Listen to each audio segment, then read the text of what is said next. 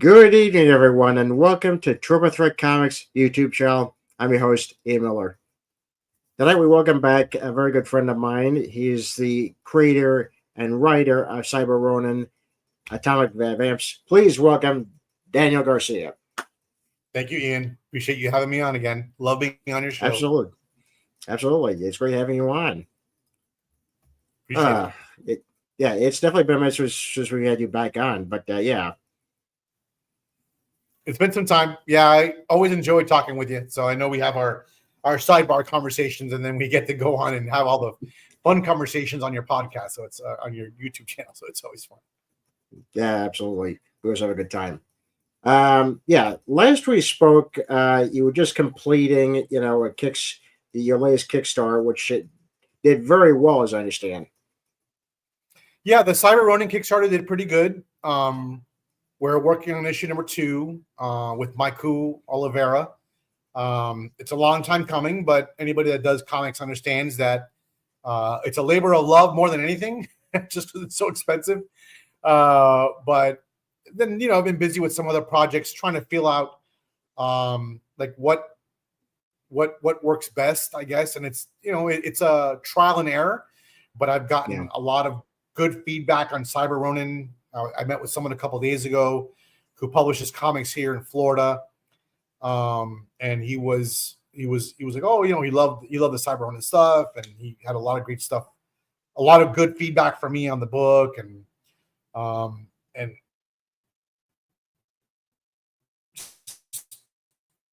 people in general, were consistently talking about the story, and the idea. So there you are. Yeah, there we go.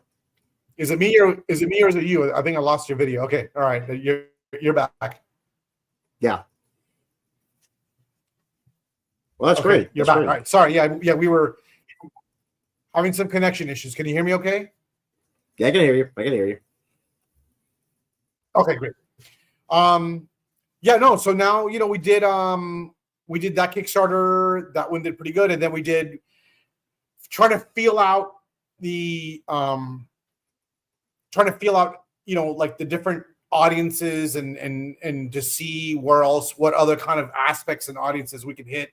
We did something a little different. We did the Atomic Vamp book, which is finally being printed next week, thankfully, and distributed to all the backers.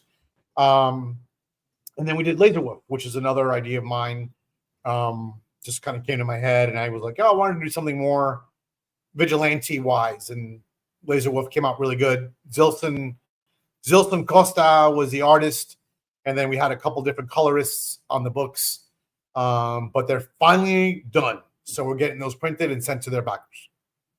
Fantastic. Yeah. So good stuff. Yeah.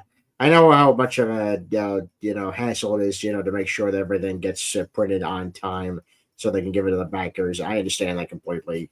Just trying to get the comics printed, saying, okay, hope everything works out perfectly. Yeah. And, and I think that quality control is a big thing also for me. We had a couple different colorists on both the books, which kind of set me back. Mm-hmm. But both the books came out great. I got to tell you, they both came out really good. And I'm probably my own worst critic. So I think they both came out really good. But the idea is to just crank out some books this year. I would, like I told you, Xyber Ronin number 2 is in the works, so I'd like to do another crowdfunder for Xyber Ronin number 2, include number 1, so anybody that missed it can get both books. And just kind of learning as I go along on like what works and what doesn't work, and it's been challenging. It's expensive. So, like I said, labor of love. Exactly, and that's something definitely you and I experience, and I'm pretty sure other indie creators experience this as well. It is a labor of love because we put a lot of effort into these comics that we think that the audience will like, right. But we don't know if they're going to like them. Exactly. Yeah, exactly. So it's just a matter of trial and error. So we did the Cyber Ronin, we did the Night Vamp, Laser Wolf Kickstarters. They were, they did pretty well. Those books are being shipped. And then I know you and I have been talking about doing something together, and I wanted to touch on that a little bit because I know that you and I have been talking for a while on on putting a book together.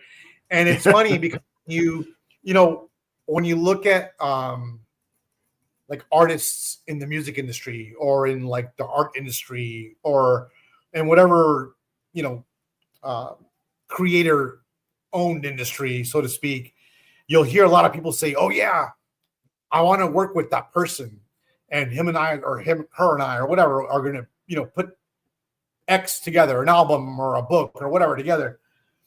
You don't realize all the stuff that goes on in the background, like all that work that goes into it, because it's never as easy as it sounds. It's always, there's a lot that goes on behind the scenes. So, like you and I going back and forth, you'll write me something, and then, I'll get back to you. Then we'll kind of go back and forth on it. And then coming to the, where you agree on what you want to come out finally, where, see, like you said earlier, is the crowd going to like this? Are my fans going to like what I'm doing? So, I hooked up with this great guy. His name is Bill, from Grok Comics. And Bill's been in the industry for a really long time. And he's got a lot of followers. He has his own set of, rules of how he does things. And he made a company called Grok Comics, but Grok Extra Large. And it's meant more for like extreme, not nudity or sex or anything like that, or, just over the top, like dynamic action kind of thing. And I said to him, I came to him with an idea. I'm like, hey, let's make comics together, and he's like, yeah, he's like, let's do it. So him and I have been working on like the production piece of things. Again, a lot of it goes on behind the scenes. A lot of people won't see this stuff, but he's really good at production piece of it. And he's very smart. So the idea you and I have been talking about for a while is going to come out as a preview in this next crowdfunding that we're doing in the next few weeks.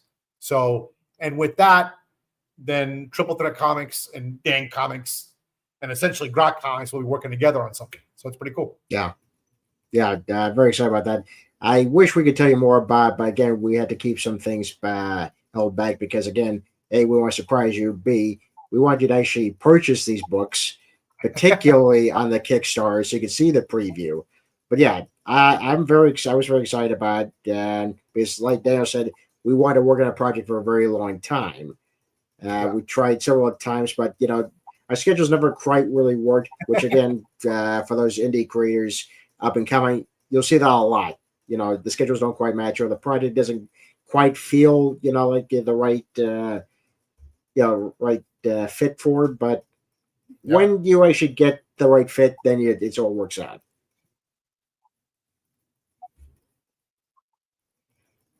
Yeah, and I think it's to your point, I think it's just being patient because so much goes into this, and I'm trying to pull up some names here for you because I want to thank some people who really helped me.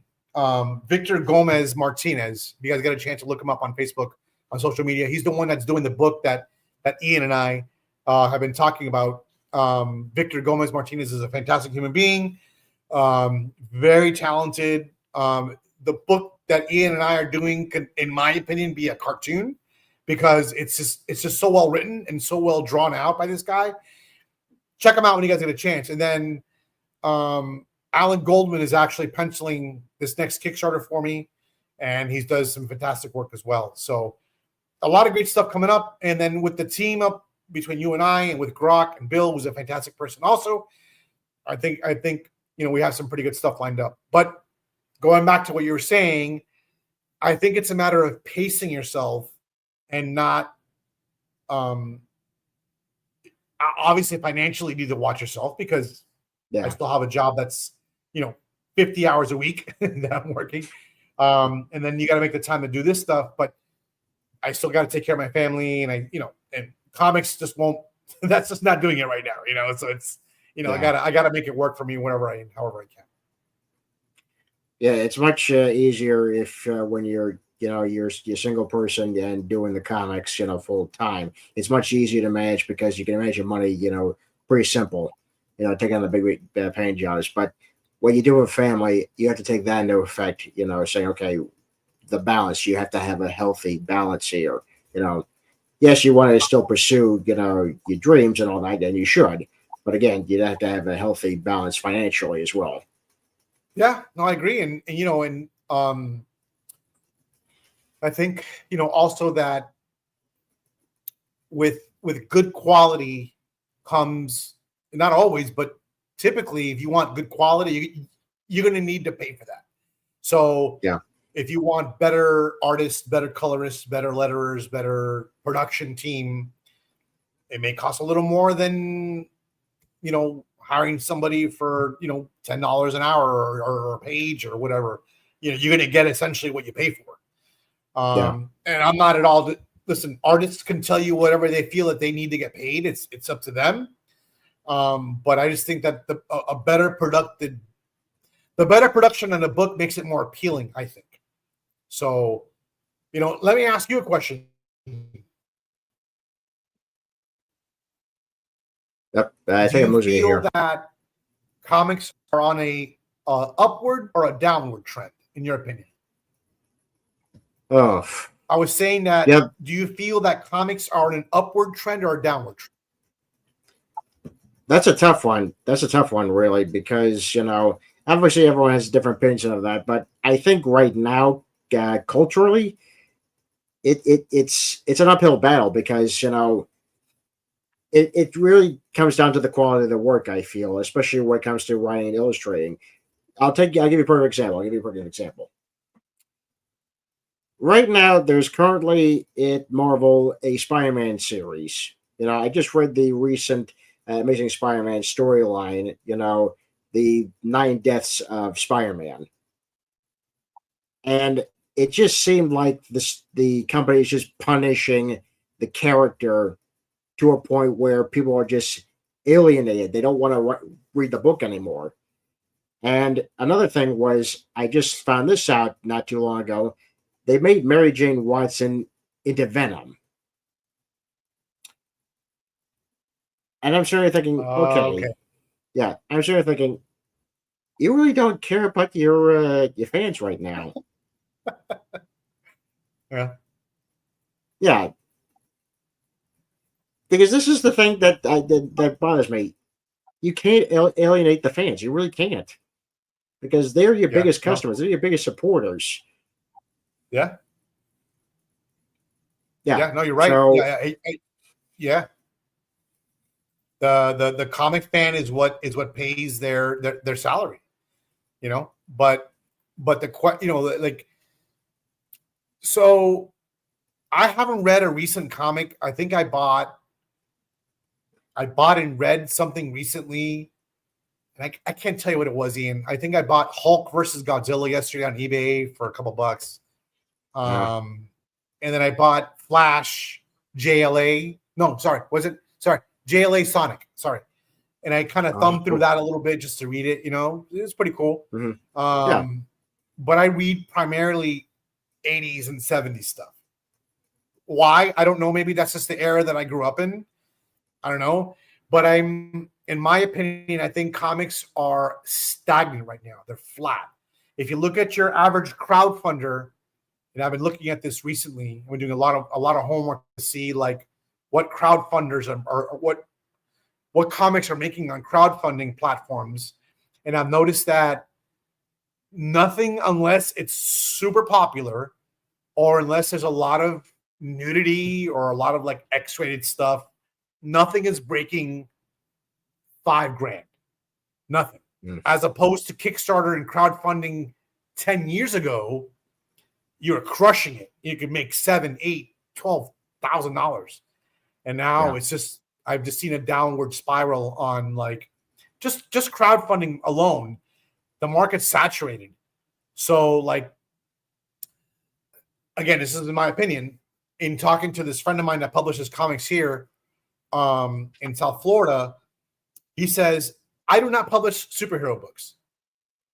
I said, okay, well, why not? And he goes, because who am I competing with? Marvel and DC? He's like, that's ridiculous. I don't want to compete against that. So he does stuff that's completely unique. I think unique anyway. You know, how many original ideas can you come up with without making it sound goofy, I guess, for lack of a better word. But and he's like, yep, I don't do superheroes. He's like, I don't do superheroes, I don't do vampires, and I don't do zombies. He goes, because the market is saturated with them. So I think that like coming up with a new concept, really, I think not a lot of time, not always, but a lot of times will grip and captivate your audience more than the superhero wearing the cape, battling the aliens from space, and the brooding hero, and the fast running character, or I think those are things that there's just so much of, that we just, as creators, I think we need to get more creative to be ahead of ourselves and to be ahead of what we're doing. So Yeah, that's my idea. right. That's my take on it. You know, maybe I'm wrong. I don't know. Well, this is the thing, I like to have a healthy dialogue about these things because, again, this is our industry. This is the future of our industry. And I get why you totally read stuff from the 80s and the 70s. I read stuff from the 80s and the 90s. For example, I'm currently reading the Superman Man of Steel, series from the 80s.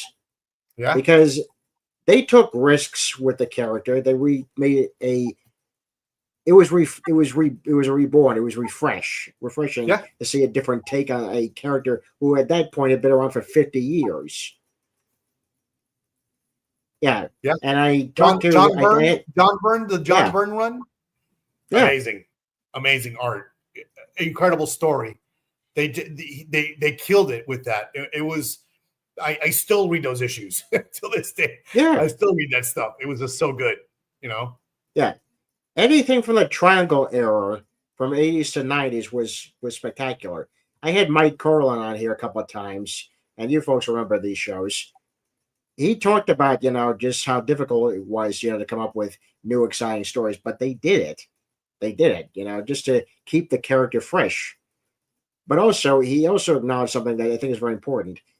You have to have at least a couple issues where it's not necessarily filler, but it breaks up the tension. You need to have a issue where, you can make fun of something, But another thing was, the focus wasn't on Superman, it was on the characters, the rest of the cast.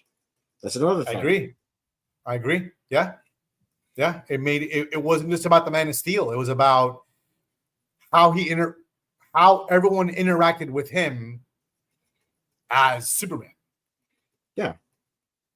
Same thing with Spider-Man. I think that's what made a lot of Spider-Man comics great. The Gil Kane days. I love those books. The John Romita book days of Spider-Man, where it wasn't about Spider-Man saving the day. It was about how Peter Parker dealt with being Spider-Man, and how the people around him dealt with him being Spider-Man. So I thought that it was great. There was a cast of heroes that supported him, the cast of villains that supported him, more a cast of villains, but you don't see that writing anymore, Ian. In my opinion, you just don't see that stuff. You don't see those panels. You don't see that panel work anymore. Like story. I'm not saying anymore. You do see it. I'm not saying you don't. I'm saying that it's not as prolific as it was at one time. Yeah. Go pick up a Flash Infantino book from the freaking 60s and the 70s, from the 80s. I challenge anybody to go pick up one of those books and look at how many panels those books have. Look how much storytelling they have compared to like these books nowadays that have like 4 panels on the page, and there's no storytelling. I'm not saying I'm a professional storyteller. I'm just saying that it's definitely different. It's a different. Comics are way different now. Yeah, which brings up another point. I've seen people more and more, drawing towards indie comics, particularly on the Kickstarter campaigns. comics like yours in particular, because they grew up with us, reading those type of comics from the 80s and the 90s. That's what they know, Yeah. because they're looking for that. Yeah. What the major companies need to really analyze here is, okay, I get the UI change, certain characters, especially the major ones. I get it. All right. You need to, make sure that it's not stale or anything. But you have to have a successful storyline. And I'll give you one more example. The Time King run of Batman. Now, this was a couple of years ago. Now, Time took risks, gave a very compelling, very direct story, but he took risks. Some of them, some fans were not in favor, but Batman was number one during that run. Yeah, there you go. There you go. Yeah, that's it's that brings me to the point I was going to make and converse with you about, and I wanted to pick your brain actually about this. Yeah. Do you think that comics have hit a wall where the ideas, like comic writers are running out of ideas on what to do with the more popular heroes, like the Marvels and the DC heroes and, the Image Comics here? Do you think people are running out of ideas on what to write and that's why you'll see, oh, we're starting all over again to issue number 1. And now that seems to be the new trend, is they'll write 10 books, 15 books, and then they'll say, all right, this isn't working out. And then they'll revamp it all over again and launch it. So, interesting fact. And this is probably something that you could look up yourself. Public was telling me, number one issues will do really well, right? And then typically, let's just say, I'll give you a number. I don't know how accurate the number is, but a number 1 will sell 2,000 copies. Number 2 will sell 1,000 copies. Number 3 sells 500 copies, and then number 4 will sell 250 copies.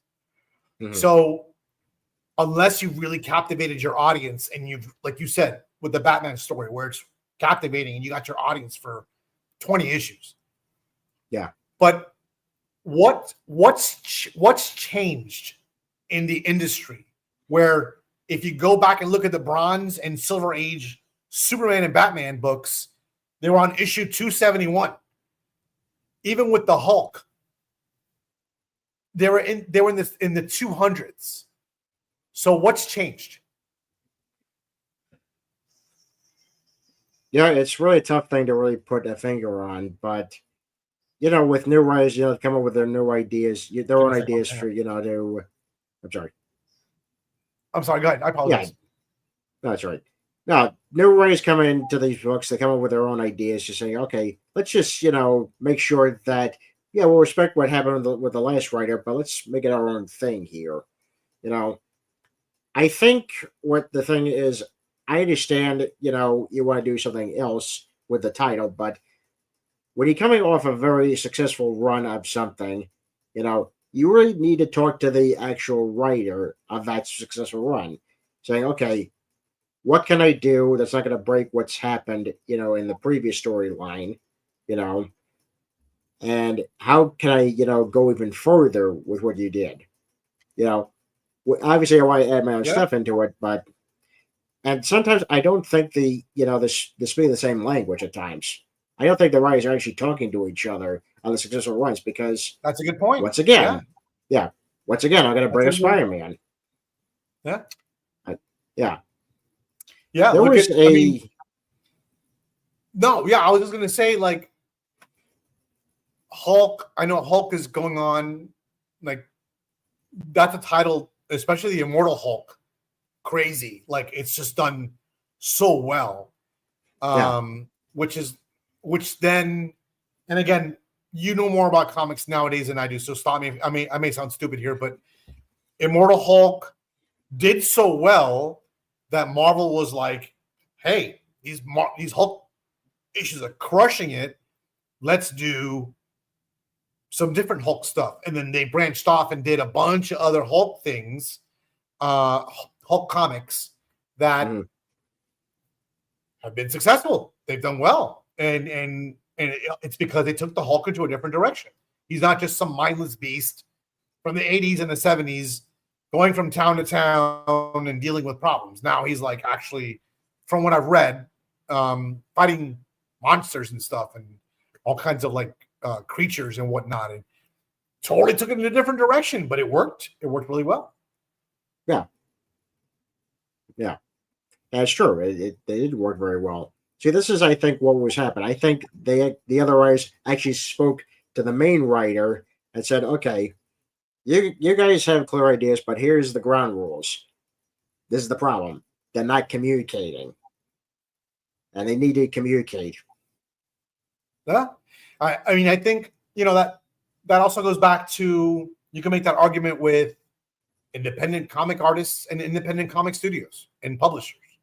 I think there's so many of us. There's so many people that want to get their books out there.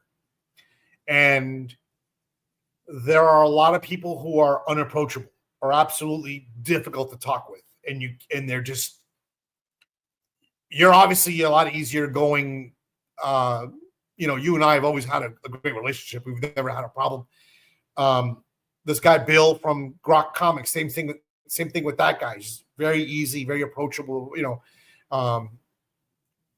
just share. He's willing to share his ideas with you. And then there's some writers and artists out there. They're just completely unapproachable, or just like, I don't know. They're just like rude, and they're just not fun to even talk to.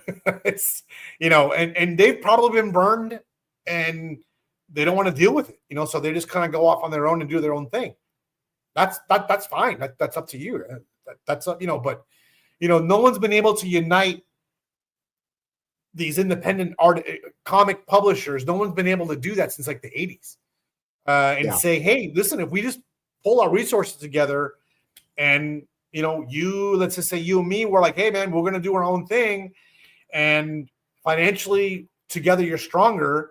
And, it makes things easier when you're working together with someone, from a lot of different perspectives. But I think people just don't want to work with other people, and they have their own reasons. I get it.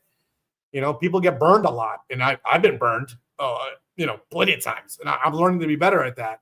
But it can be challenging. Well, yeah, it is. And I'll tell you something, I've opened up more as I've gotten older, as I've been in the start of this business. I've gotten open because I'm like, I can take the criticism. I can, because like you said, we're our toughest critics. All right. Because we're like, is this good enough? No, it could be better. It could be better. But yeah, there are some people, I think, and I'm not saying this for everyone, but there's some people, that are very protective of their stuff. I get that. Sure. But sure. Yeah. Sometimes you really have to let go and say, okay, how can I make this better? What do you think? What do you think? Actually talk it out, and I have my biggest supporters with my parents, my family, and I talk to them all the time. I ask them, well, is this enough? Do you think I should do more? And I'm that way with other creators like yourself, or Enrique Lopez, my inker, or Eric Hernandez. Awesome guy, by the way. Amazing people. Amazing person. Yeah, I talk to them all the time. It's like, okay, is it enough? Do you think I can do more? And yeah, they will challenge you. I said, I think you should push it a bit further. In fact, I'm actually in the middle of the process of reworking some of my issue 4, panels because I can do more. I can do better. Because that's the thing. Right. We want to give the best product to you guys as we can. And all it works is have someone else, that's, outside your comfort zone and look at it and take the criticism. Use it. Because for a long time, I was not capable of that when I was younger. I was not capable of that. I had instructors. You're right. Yeah. You're right. Very important. I think it's important to be able to. Someone wrote to me. It was funny, man. I get this all the time. I'll post something on Facebook or on social media, and then like a few hours later, I'll get a blind message from somebody. This happened to me a couple of days ago, and the person was like, "Hi, how are you?" And I'm like, "Oh, okay, all right, I get it. I'm seeing the scam already coming around the corner. I'm like, I'm good. I'm doing good. How are you? I don't mind being chatty with someone, with the limited time that I have to be chatty. I'm okay. How are you? Oh, I'm doing good." And right away, I was like, "This guy's gonna ask me if I want a 3D model printed, or if I want to, do I want to look at their artwork?" I'm expecting one of those. We held a conversation for a few days. I would answer him back whenever I had the time. It wasn't every day, but I would answer him back occasionally. And I'm like, "Okay, where's the griff? I'm waiting for the griff. I'm waiting for the, hey, do you want me to print something for you?" I'm waiting for the griff to happen at some point. It didn't happen. I was like, "Oh, okay, we're having a conversation." It was pleasant. I couldn't get to it it was staggered conversation, but it was conversation nonetheless. And I don't know, a couple of weeks go by. I've been responding to him when I had time. And, and he's like, "Do you take criticism well?" And he asked me, he's like, "As a creator." And I'm like, I said, depending on who's giving me the criticism, I go, to answer your question, I take constructive feedback well. If it's someone that's, look, I'll take constructive feedback from anybody. Hey, look, this is stupid because you did, this character is dumb. Okay, great. Then don't buy it, or don't, don't follow it. I'm not going to beg you to follow me or beg you to buy my stuff. I know it sounds aggressive, but that's just my personality. Yeah. And I told him, I go,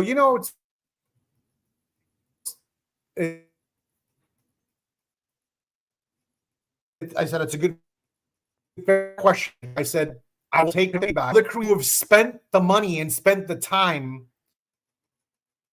doing what I've done. So if you've come to me as just a guy off the street and is like, "Hey, that sucks. What have you done? Show me, show me what you've done." It's easy to criticize, like, listen, I'm not comparing myself to a professional boxer or a professional athlete. I'm not. But what irks me a lot is when someone says, "Oh, that athlete, he sucks.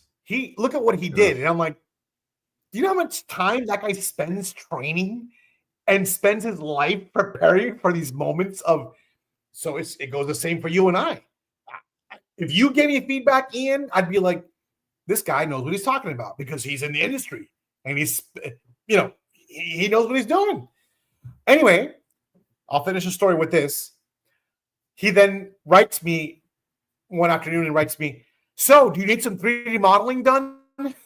Oh, God. After like a week of conversations. I was like, "You son of a gun." So I blocked him and I deleted it. I was like, "Bro, what a waste of my time." Oh, my God. What a waste. Sometimes I'll get stuff like that too. Crazy. Yeah. Yeah, crazy. It's very flattering. It's very flattering, that people would want to work with us, like that. But to do it like that, I was like, Yeah, no, it's nuts. And then another one, and your people watching your YouTube and your podcast stuff, like watching this video, can maybe relate to this, and maybe you'll relate to this also. And then you get the, "Hey, I want to work on comics with you," and I'm like, "Okay, cool. Like, what do you want to do?" "Oh, I have this whole idea and this whole story," and I'm like, "Okay, great. What is it?" "Oh, here's my idea. Here's my story." "Okay, cool. This looks great. Do you have an artist?" "Oh, no, I don't have an artist." "Okay. Do you need me to help you find an artist?" "Yeah. What can you afford per page? What are you looking at? 50 to 150? Like, what could you afford?" "Oh, I have no money." And I'm like, "Excuse me?" "Yeah." "I don't have money to spend on that." I'm like, "Brother, you have no idea how much it costs."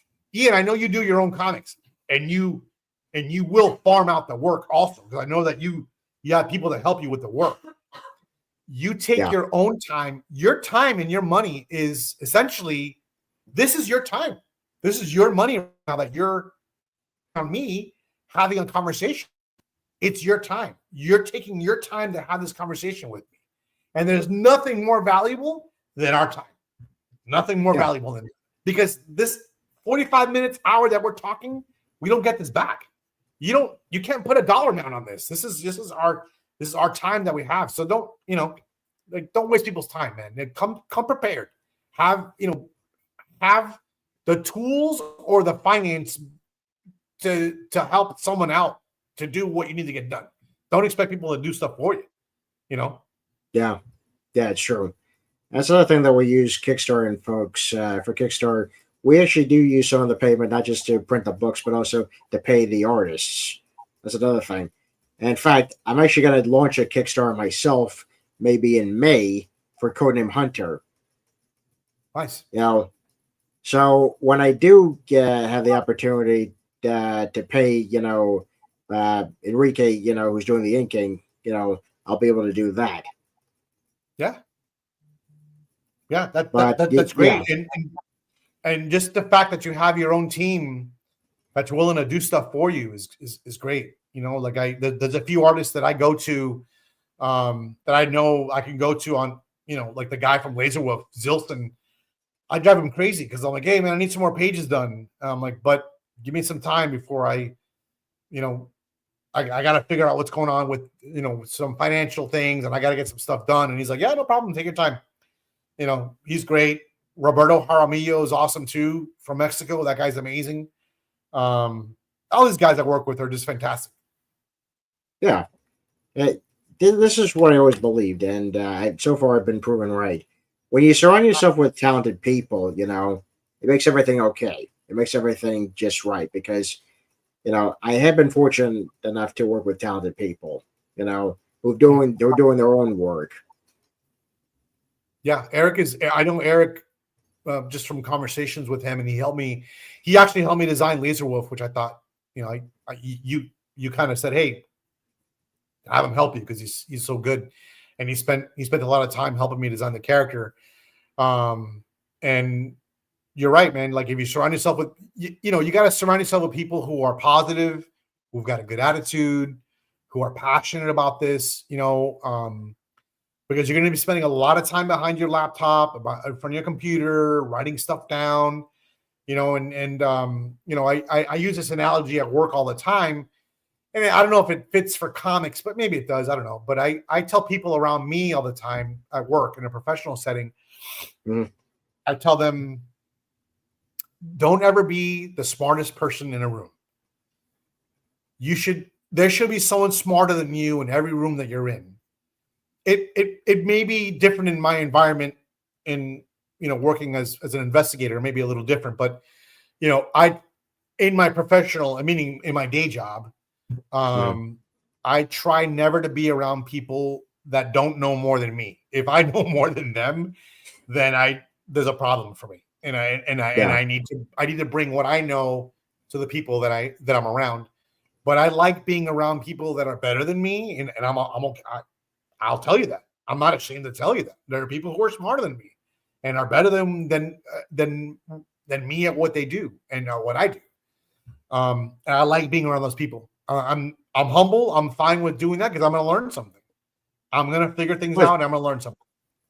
Well, it's true. Yeah, I think it's true in both your day job and also in this, because if you surround yourself with people that are more knowledgeable than you about this, it actually helps you do your job properly. Sure. Yeah, of course. Yeah, man. Listen, there are things that you're a lot better at than I am. I'm not ashamed to say that. Today, I was talking to Bill from Grok Comics today. I was like, man, Bill, you got this locked down. And he's like, yeah. He's like, I've been doing this for a while. He's like, I've been burned a lot. And I said, man, you got it on lock. You've got, from a technology perspective and from a writing perspective, he's just really good. There are things you do, Ian, that I'm like, damn, Ian's really good at, like your podcast. Like you've stuck with it, dude. Like you're in it, dude. Like you got the passion for it. And that's the people that I want to be around, is people like that. Well, thank you for saying that. And I love doing the show. I love talking to creators like you. I like talking to other indie creators or people that have worked for the big two, because in the comic industry, we are a family. Rather, but it's a messed up family at Sure. times, but we are a family, and I just like to talk about some of the stuff that we like to read, and especially in the old comics from the what we considered our childhood, Our childhood, yeah, yeah. yeah, and even talking to people that That was had that was yeah, yeah. No, no. People like you and I have a lot in like we have a lot in common. So you and I obviously always have, even offline and on text, we'll have great conversations. yeah. But it's like, where does that like for you? Where does that passion come from? Like I'll tell you for me, but where do you find your passion? Like where do you? I'll tell you, there are mornings when I wake up and I've got so much work to do. I got to go to court. I got to, do a surveillance, or I got to go, there's a warrant taking place somewhere. I got to, there's a lot going on in my day life. And I wake up and I'm like, God, do I want to deal with comic books, comic books today? Do I want to do that? And then I'll turn on the TV to watch I'll have YouTube playing on in the background as I'm getting ready for work. And then something cool will come across the screen, and I'm like, that is so cool. I'm like, I love comics. I'm right back into it again, right back into it. And then I got my girlfriend, and she comes home and she goes, hey, you got 40 pages drawn of different comics. What are you doing with all that? And I'm like, son of a gun, what am I doing with all that stuff? But where do you find your drive? Like I find it through my family, through my girl, through my, my friends. Like, but where do you get where does your drive come from? Well, I think first off, it has to also do with my family as well. I've had a very supportive family. My late Aunt Kathy, had saw potential in me. She put me in a couple of art classes. She encouraged this, got me into New York Comic Con that first couple of times. That was the first thing. But like I said, my parents have been there for me, every step of the way. So is my brother and my sister-in-law. So yeah, there's that. But also, there's also a self-drive where you're like, I don't want to stop, you know? Because if I stop, I'm afraid I'm never going to start again. That's another thing. But I just love doing it because it's just so damn fun. It's so fun to create new worlds, create new characters, Yeah. or do fan fiction of characters that you know and love. Yeah. But creating new stuff, I was always a doodler when I was a kid. Even in elementary school, I was always doing stuff. Big space battles. With the Millennium Falcon. Or just That's drawing great. Batman in every page in my my book. That's great. But yeah, it's just fun. But yeah, Yeah. it when it comes down to it, it's the family and just letting go of the fear. So that's something I've recently done. I started to let go of the fear. I stopped holding myself back because for a long time I didn't hold myself back from what I could be, because I was like, well, suppose I fail. And that's a big thing. It's gonna happen. You gotta try. You gotta try. You gotta try. Because at the end of the day, when I'm in my 70s, I will have said, you know what? I had a good life. I gave it my best shot. If you give it your best shot, that's it. How many people can you say, and whether this matters to them or not, because this may not matter to a lot of people, but yeah, how many people can you say have written, drawn, and produced their own comic book with their name? Ian Miller's name is on a book somewhere, even if it's a comic book. Daniel Garcia has got something that go out, that whether it's in the dollar bin tomorrow or not, I don't know. I don't care. How many people can say that they've had their own stories written and produced and drawn and there's a comic book out there now with your information on it, with your name on it. How many people can say that? Like that's, and again, that may not matter to someone who's like, well, I just want to climb Mount Everest. All right, cool. Like go for it, right? That's your thing. But you know, my daughter wrote a story when she was in high school. I don't know if I told you this story. No. I don't know if I told you this certain story, but my daughter wrote a book. My daughters, both my girls, have always been. I like to consider, every parent considers their kids intelligent, but my daughters are intelligent. So they're, you know, like one of them graduated valedictorian and like summa cum laude out of school, out of college. They're both just smart kids. Anyway, everyone's kids are awesome, right? So I get it, right? So my daughter came to me in high school and she goes, hey, I want to enter this writing contest. And she was 16, maybe 17 years old. She goes, I want to enter this writing contest. And if you win, you get put into an anthology of horror stories, right? I love horror. Me and my girl love horror. And my daughters have always loved horror too, because I indoctrinated them into the horror films when they were little. I drive their mom crazy because they'd watch all kinds of shit with me. So, and she goes, I want to write a horror story. I'm like, let's go. Let's do it. And she's like, you're going to help me? I'm like, yeah, of course I'll help you do that. So she wrote a story. The story was good. I liked it. It was a great story. And she won. And she got her book published. And she got her story published in a book, in an anthology. Yeah.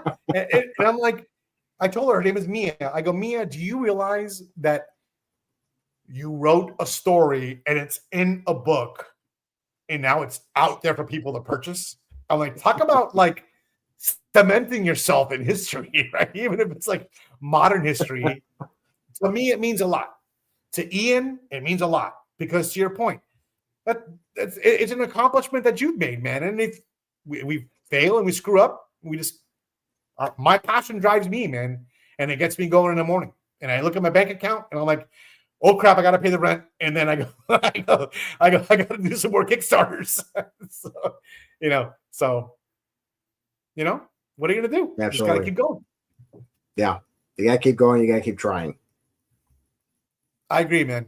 That's my, that's my inspirational story for the day. Is just my daughters inspire me a lot, because they both, you were saying how you used to doodle a lot on your work when you were, when you were little, when you were younger. Yeah. My daughter would draw. My daughters both went to private schools, and they're pretty, they were tough on them in these private schools. And my daughter would draw My Little Pony on her homework. Or during a test, she'd draw My Little Pony in the corner of the page, and the teachers would get used to it. They got used to it, and they were like, they were okay with it. And one day the teacher was like, why are you drawing all over your work? And she's like, I'm anxious. It's just my way of venting a little bit. And they're like, oh, okay. And now she's like drawing 3D stuff and making models and stuff like that. So start somewhere. Yeah, absolutely. Absolutely. Daniel, I can't thank you enough for coming on the show to talk with us, a little bit about our project and the other projects that you're working on. I can't wait, because obviously when you have, Xyber Ronin Kickstarter up, we're going to actually have you back on to talk about that and show us that as well. So yeah, sure. We're living in very exciting times creatively. Yeah, no, definitely. There's a lot of, there's a genre, there's a taste, so to speak, for everybody out there right now. Comics are not what they were when you and I were younger. You could buy comics about anything nowadays. And yeah, it's just, like I said, there's a market for everybody who wants something that you're going to find it. We're living in a pretty incredible age where those things are available to us now. Absolutely. Yeah. Well, as I normally do, I'm going to plug myself as well. Issues 1 through 3 of Codename Hunter is at the link below, NDAPlay.com. Awesome. Currently working on issue 4. I've handed the first 10 pages to my inker, Enrique Lopez. He's going to do his magic on that. and while I fix the remaining pages. And of course, I'm on tpo.com. That's my storefront. Just type in Little Ian merch, and you can find so many goodies in both of my characters, both Codename Hunter and Little Ian. And in fact, for those who are celebrating Easter, we have a couple of Easter shirts.